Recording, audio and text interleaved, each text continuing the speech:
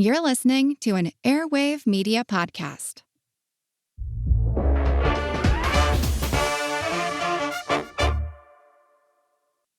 Hey folks, I want to tell you about a podcast that I think you'll love. It's called Gastropod. It combines two of my favorite things, science and history.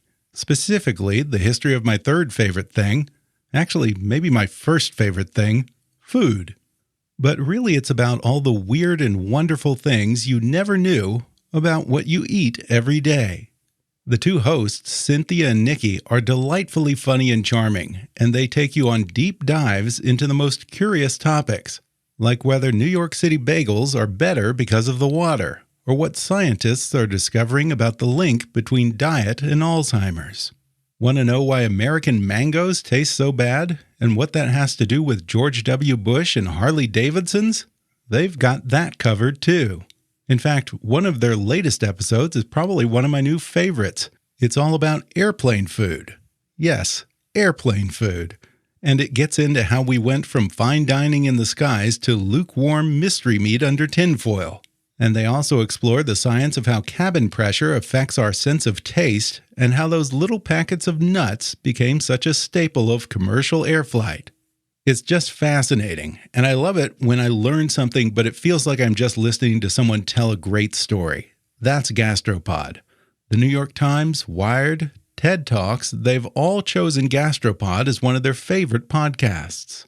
It's one of my favorites too. So subscribe to Gastropod on Apple Podcasts, Spotify, or wherever you like to listen. American history is full of infamous people, places, and events like the Salem witch trials and the Black Sox baseball scandal, Alcatraz prison and the Bermuda Triangle, D.B. Cooper and Bonnie and Clyde and Lee Harvey Oswald. I'm Chris Wimmer. Join me on the Infamous America podcast for stories of some of the darker and more controversial chapters of American history, all told with cinematic music and sound design. Subscribe for free on Apple Podcasts, Spotify, or wherever you're listening now. Hi, I'm Ben Mathis, and welcome to Kick-Ass News. All of America, or I should say most of America, was shocked and horrified on January 6, 2021, when alt-right protesters violently invaded the U.S. Capitol, resulting in 140 injuries and 5 deaths. It was a crisis unlike anything in our history, but it didn't come out of nowhere, and it wasn't without warning. As conspiracy theorists like Q-Anon spread like a virus through the Republican Party over the past 5 years, many supporters of Donald Trump grew increasingly hostile and violent both in their speech and their actions. But according to my guest today, the roots of January 6th go much farther back than that, and he delves into the history of this in his new podcast, Fate of Fact. Today, I'm happy to welcome Pulitzer Prize-winning author and historian Jon Meacham back to the show to discuss the rumblings of conservative discontent that go back to the Nixon and Goldwater eras, how the GOP succeeded in squelching the John Birchers in the 60s but failed to control the radical elements in the party today, and whether or not the Republican Party can be salvaged. Plus, Jon shares what his late friend George H.W. Bush thought of Donald Trump and the rise of the alt-right, the future of Q-Anon, and much more. Coming up with Jon Meacham in just a moment.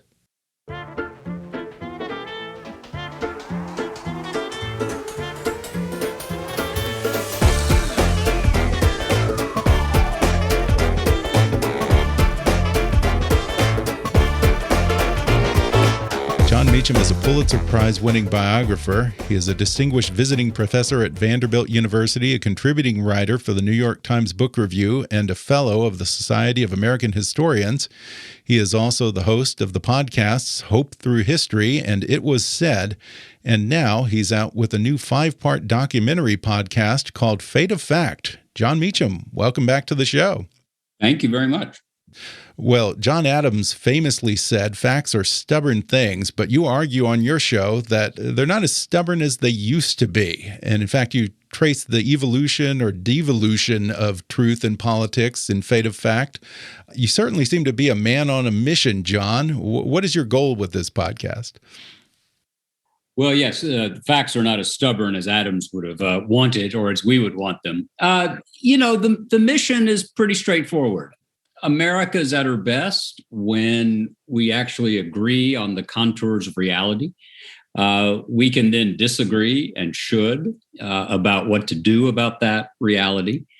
But we spin off into chaos and even autocracy when half the country decides they're not going to engage with the evidence of their eyes, but they're just going to make stuff up. And we're seeing that in the most vivid, most tangible, most ambient ways right now. And so my goal here is not to argue for some crazy liberal departure in American history, but to argue for what is fundamentally, in classical terms, a conservative interpretation of the world, which is, as Edmund Burke had it, you address reality as you find it. You are skeptical of broad-ranging reforms because of the law of unintended consequences, but you at least dwell in an observable and fact-based universe. And I think we're in a place where it's not both sides. It could be. The left could go nuts this afternoon. Anything can happen, but they haven't yet. And what I wanted to do in the podcast is sort of give people, for what it's worth, my interpretation of the road to January 6th and this enduring cult of personality with the greeter at Mar-a-Lago. Well, there's also sort of a paradox here in that the people who most need to hear this message are the very people who are most likely to shut down and dismiss it out of hand. So my question to you is, how do you reach them? Yeah, no, it's a fabulous question. I had there was an old civil rights reporter who worked for Newsweek magazine for a long time, was in Birmingham, Montgomery, everywhere. He was based out of Atlanta. And I asked him once back in the 90s, did you have a political agenda when you were covering the movement? And he said, you didn't have to have an agenda. You just tell them the damn truth, and the truth's bad enough. So I understand the point.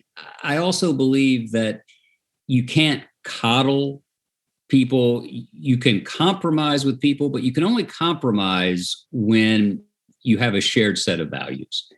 And right now, there's not a shared set of values. Their value is the classic will to power, right? Their incentive structure is holding on to enough votes, holding on long enough that they will once again be in control broadly of the fate of the nation.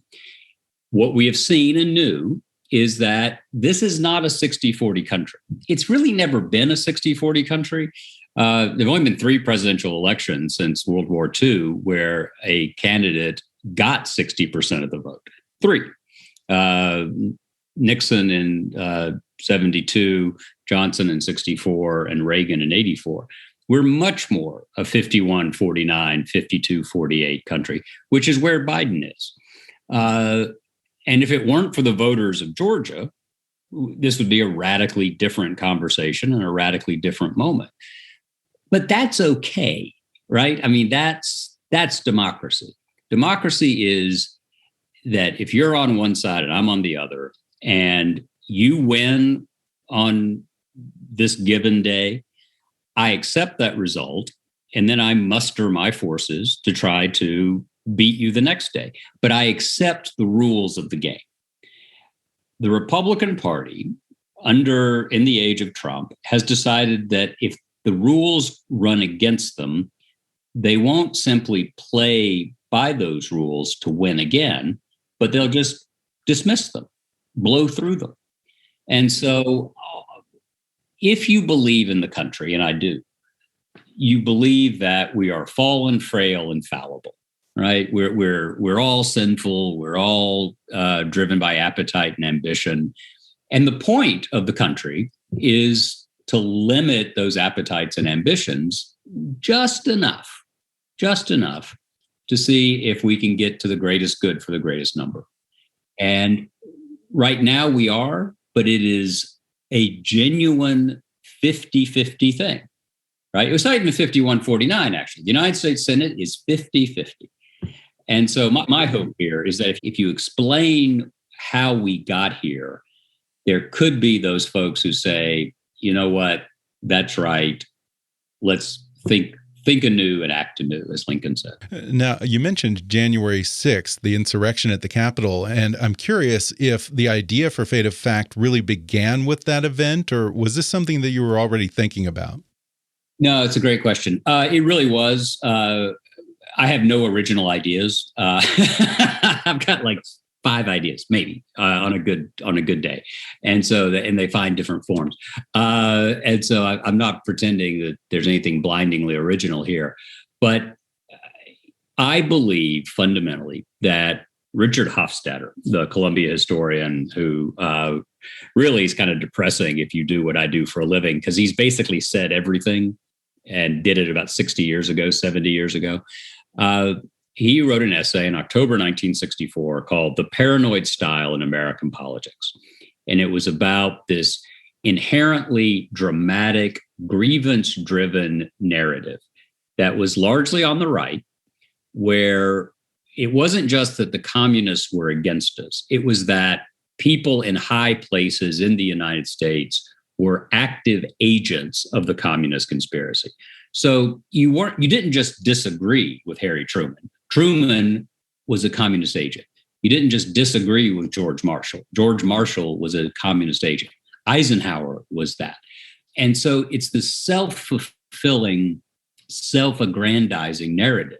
And my theory of the case is that one of the reasons the Republican Party was primed to go along with the Trump era was because they have felt betrayed by their champions going back to the Second World War.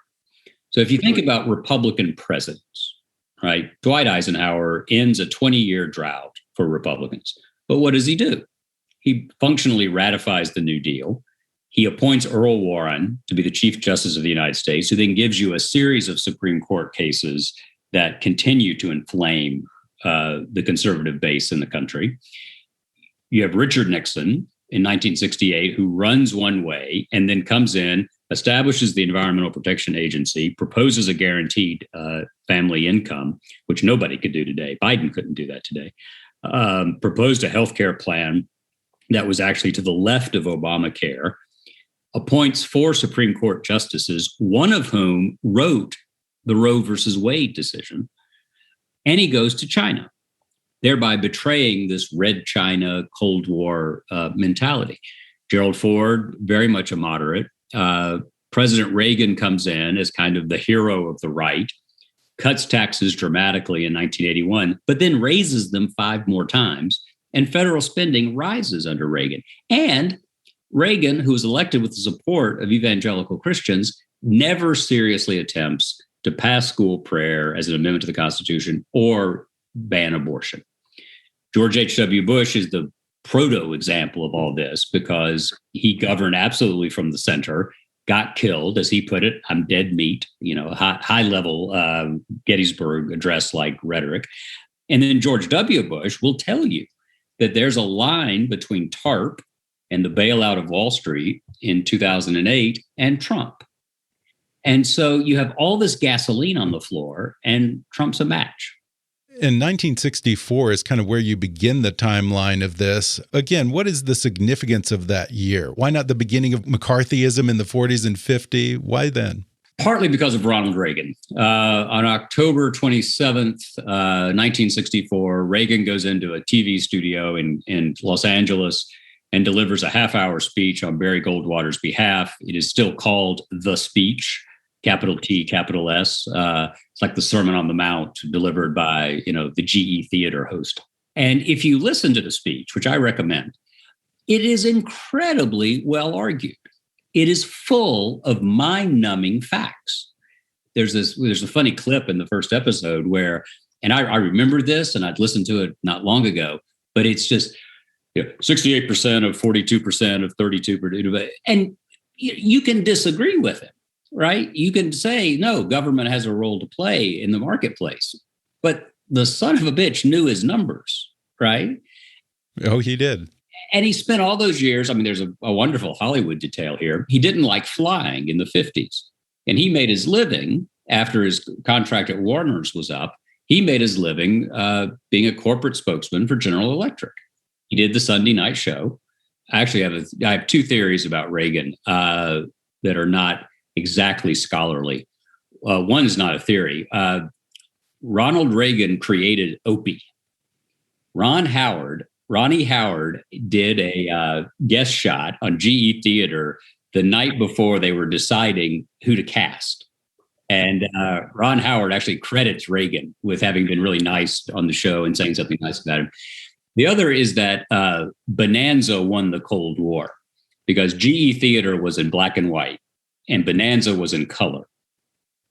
And so Hoss drove Reagan off the air, and therefore communism is dead. So that hasn't been peer reviewed yet, but I like it. But 1964, there are a couple of things going on. Reagan gives the speech.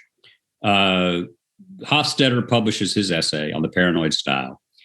And the 1964 was the launch of the Great Society and the highest recorded moment of public confidence in government. 77% of Americans in the fall of 1964 trusted the federal government to do the right thing some or most of the time. That number is now 17%. So we went from almost 4 out of 5 Americans to about 1 in 5 believing in government.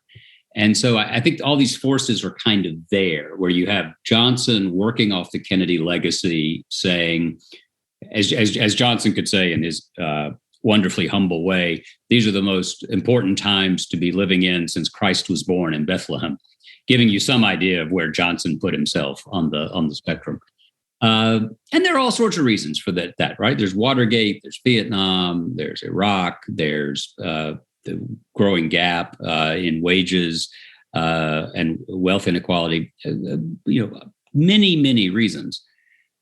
But no major party nominated someone, much less elected someone, who was so overtly and consciously a purveyor of fake narrative. And going back to Reagan's speech and also Trump, Reagan's approach is rather brilliant, because the other thing about it that distinguishes it is he explains his own philosophical journey from Hollywood liberal to free market conservative. We never hear that speech from Donald Trump. Donald Trump, made the exact same journey, although some would say a little bit more cynical and calculated than philosophical, and yet he never gave any explanation of how he went from a New York liberal to an alt-right conservative. And what's worse, nobody cared. Somebody said today, I mean, there's a thing floating around, might have been on Axios. There's a Trump voter, maybe at the Utah convention, that booed Mitt Romney. The guy says Trump doesn't lie. He just says things, and if they don't seem to be true, they must be true. I mean, that we're talking, this is 1930s stuff. And I've resisted that I've for a long time. Now I'm not so sure. Democracy is fragile. It hasn't endured this long anywhere else. It would be arrogant and stupid and ahistorical of us to assume that it's always going to work out. So we're living in a world where citizenship, which should never be seasonal, is a stress test, and it's a constant one. And I do think President Biden is part of his popularity is that he's not front and center for us.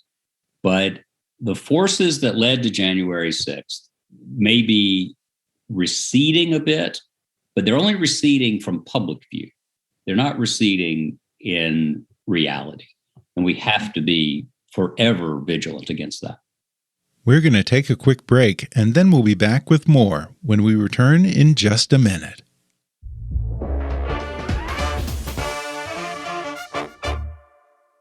I traveled through time to tell you this. Almost everything that happens in politics today has happened before, has been debated before, maybe in slightly different forms. On My History Can Beat Up Your Politics podcast, since 2006, I've been examining the history behind today's politics and adding layers of context to some of today's debates and telling some great stories. I'm Bruce Carlson. Join me at www.myhistorycanbeatupyourpolitics.com or wherever you get your podcasts, Apple Podcasts, wherever else you get your podcasts from. Learn how George Washington and FDR supported vaccines in their time. Warren Harding or Ulysses S. Grant took stands on racial justice. John and Abigail Adams and what they had to say about free speech and the press. What Abraham Lincoln had to say on that. What were the conspiracy theories that had to be debated during the debate over the Constitution? Were things more partisan or less partisan in the past? How Mitt Romney's dad broke ranks with the GOP, and Liz Cheney's dad got his start in politics, coming from a Democratic family. And many, many other great stories. And another thing, we're balanced on My History Can Beat Up Your Politics, so I promise you won't be infuriated even if you don't agree. We take a balanced approach. So listen, www.myhistorycanbeatupyourpolitics.com. We have one goal on the Investing for Beginners podcast, and that's to spread education and foundational investing knowledge to all listeners of all backgrounds. If you're looking for eye-opening guest interviews, simplistic breakdowns on current market conditions, and teaching of core investing concepts, you've come to the right place. If you're anything like us, the hardest part of investing was getting started, and that's why we're here. The Investing for Beginners podcast is focused on laying the educational groundwork to teach you how to invest your money to work for you and to allow you to jumpstart your financial independence journey. Subscribe to the Investing for Beginners podcast on Apple Podcasts, Spotify, or wherever you're listening right now.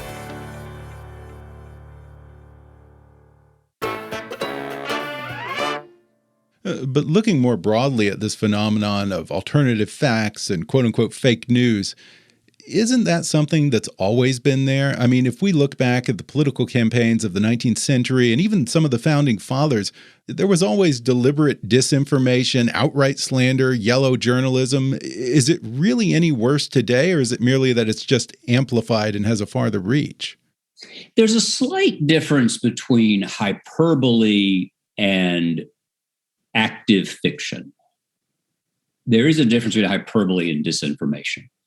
And so one of the great examples, 1796 was the first campaign where we wanted to make America great again. And it was Adams versus Jefferson. And, Jefferson was attacked as a French atheist, which seems kind of redundant. Adams was attacked as a hermaphrodite, which I've never understood. So yeah, sure. The brutality of politics is perennial. But, Abraham Lincoln in 1860, when he was running against Stephen Douglas, let me put it this way. Stephen Douglas in 1860 did not say on the day after the election, it was stolen. And in fact, there were plans to try to disrupt the Electoral College count in 1860-61. And Winfield Scott, the head of the military at the time, shut it down. So hyperbole, division, passion, absolutely. We could spend the next 5 years talking about examples of that.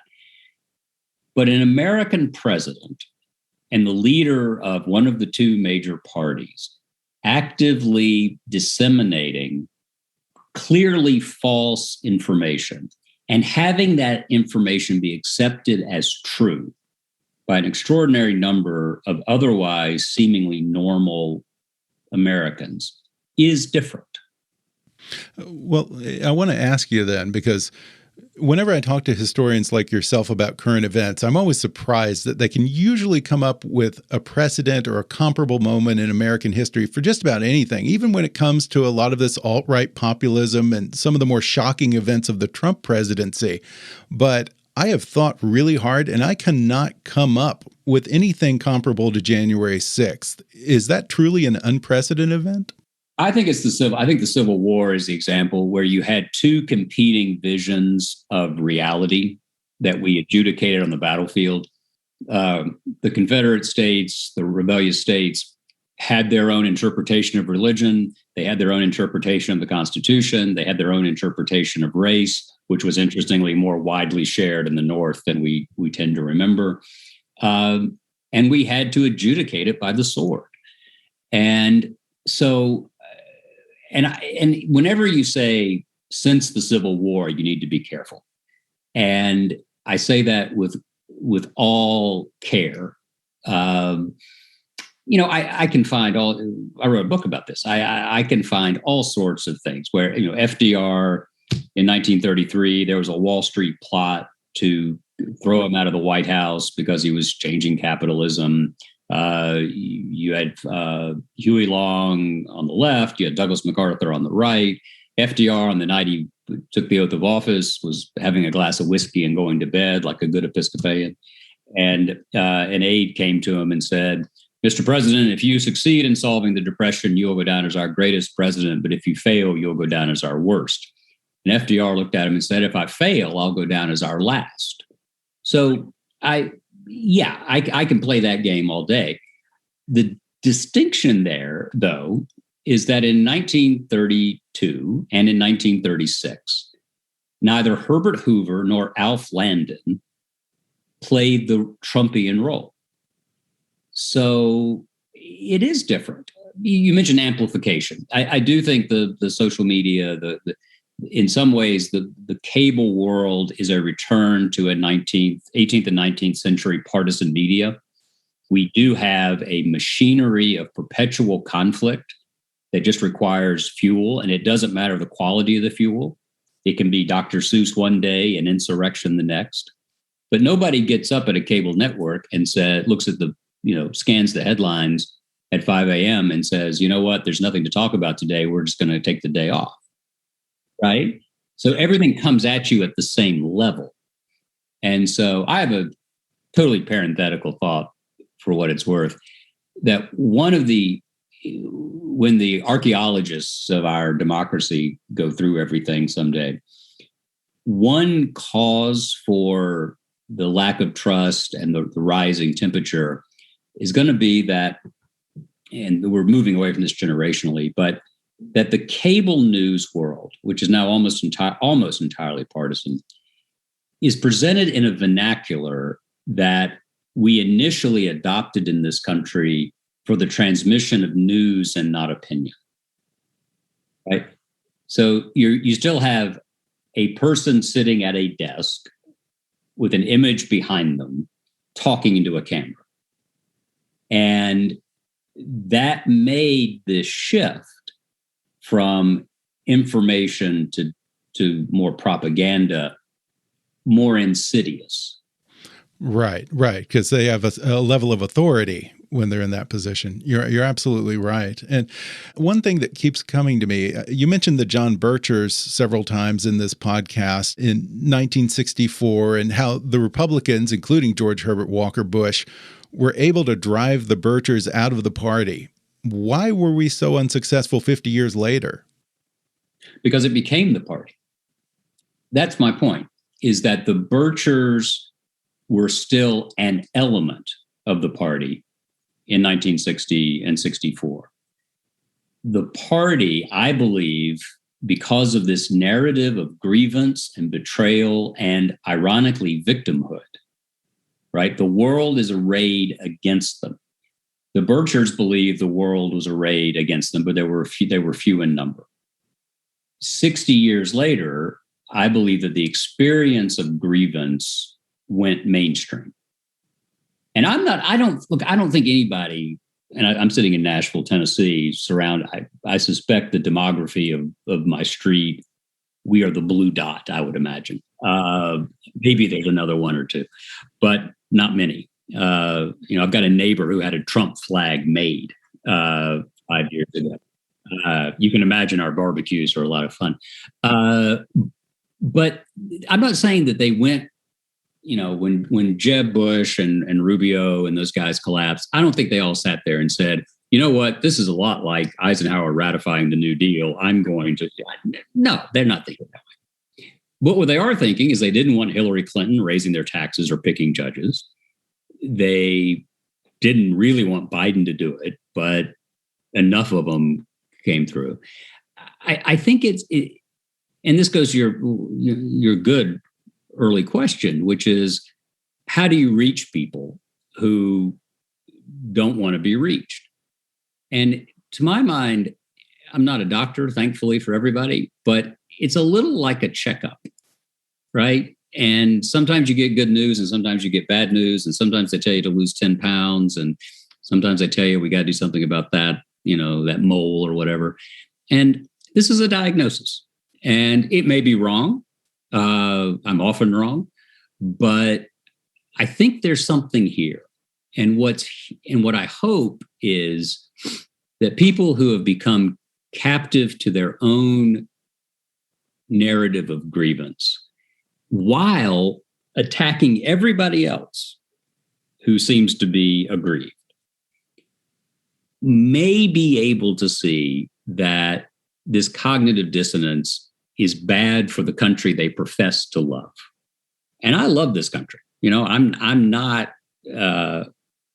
William Lloyd Garrison, who burned the Constitution in the 1850s and said it was a pact with the devil. I'm with Frederick Douglass, who said there's no soil so congenial to the growth of reform than American soil. But if you believe that, then you have to defend these principles. And one of the principles is reason matters. You were friends with George H.W. Bush. You spoke at his funeral, also Barbara Bush's funeral, wrote his biography. He really represented that dying breed of the Republican Party.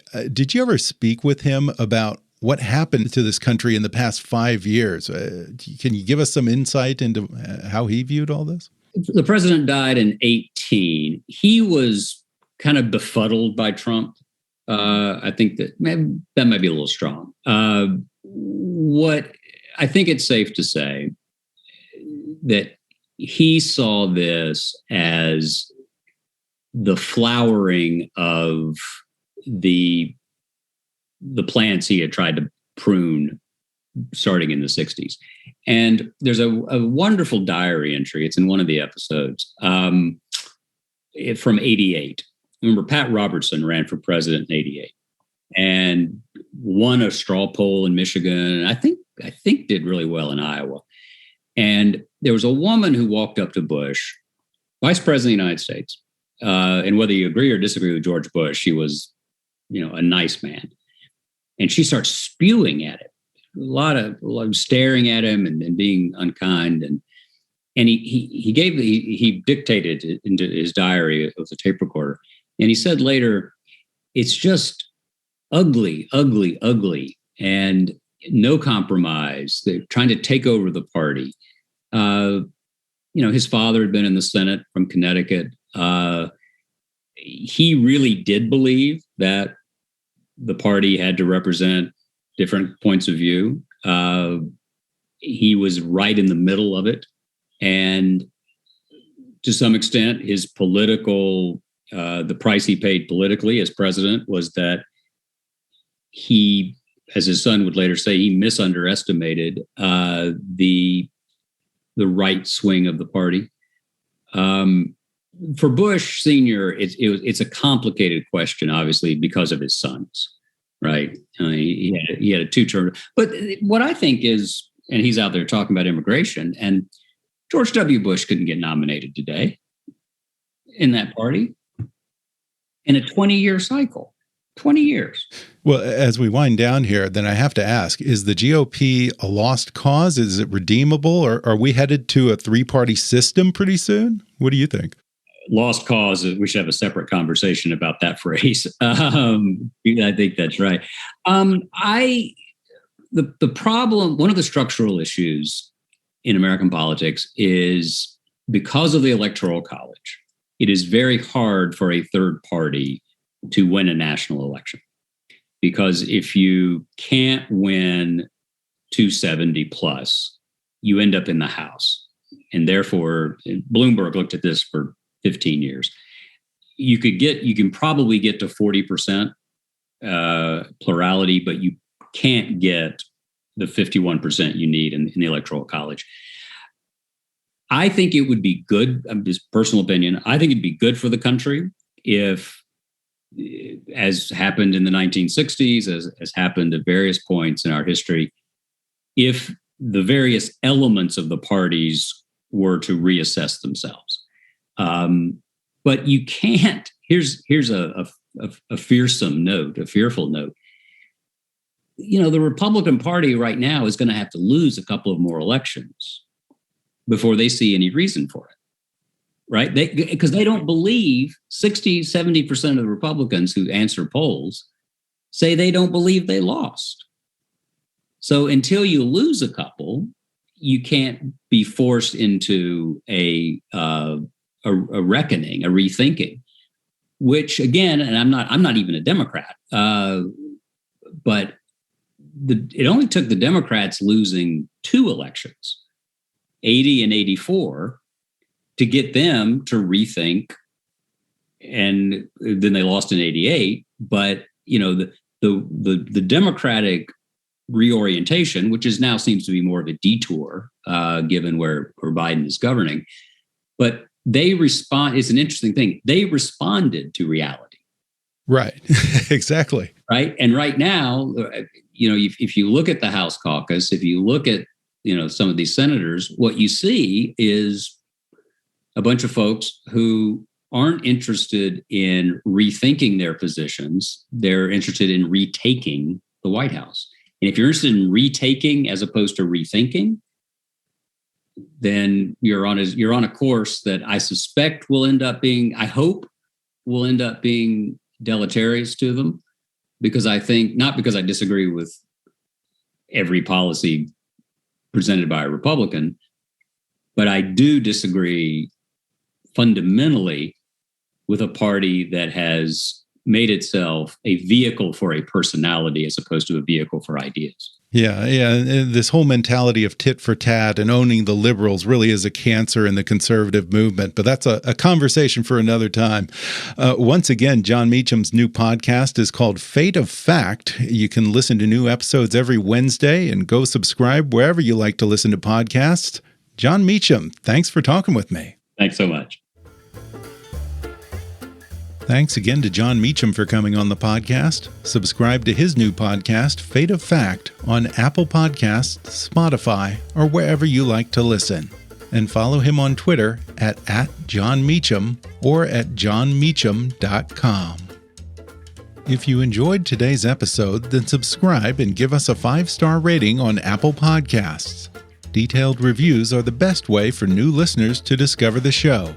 Follow us on Facebook at @KickassNewsPod and email me with your comments, questions, and suggestions at comments@kickassnews.com.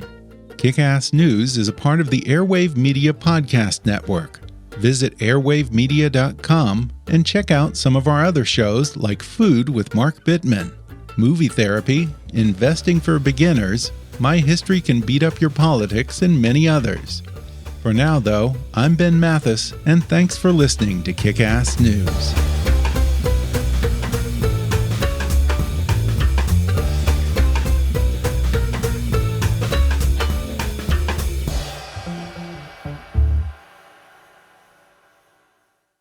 An Airwave Media Podcast.